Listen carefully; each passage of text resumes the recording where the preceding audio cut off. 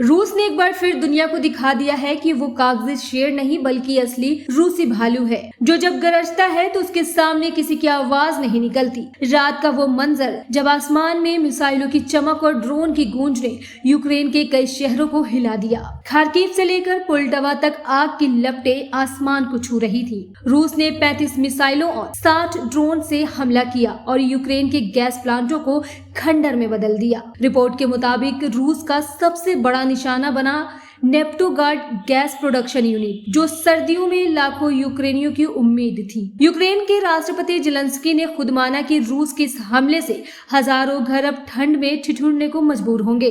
यानी रूस ने सिर्फ युद्ध नहीं छेड़ा, बल्कि यूक्रेन पर कोल्ड वॉर का असली मतलब उतार दिया है। बिना परमाणु बम के ठंड में जला देने वाली जंग। लेकिन ये हमला किसी अचानक गुस्से का नतीजा नहीं था। पिछले 90 दिनों में यूक्रेन ने रूस की 38 तेल रिफाइनरियों में से 16 पर हमला किया था।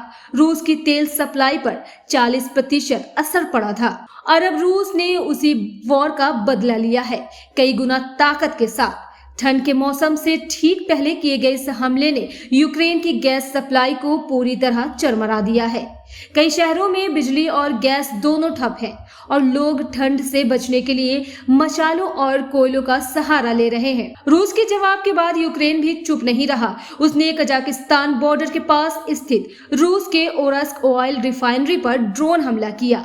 वहां आग की लपटें कई घंटों तक उठती रहीं, लेकिन नुकसान का सही अंदाजा अभी तक नहीं लगाया जा सका है। इस जवाबी वॉर से भी ज्यादा गहरी चोट रूस ने अपनी रणनीति से दी। अपनी ताकत दिखाने के बाद अब कूटनीति से दूरी बनाकर पुतिन ने एक बार फिर ऐलान किया है कि वो ना तो अमेरिकी राष्ट्रपति ट्रंप से मिलेंगे और ना ही जेलेंस्की से। इस फैसले ने वैश्विक राजनीति को झकझोर दिया है।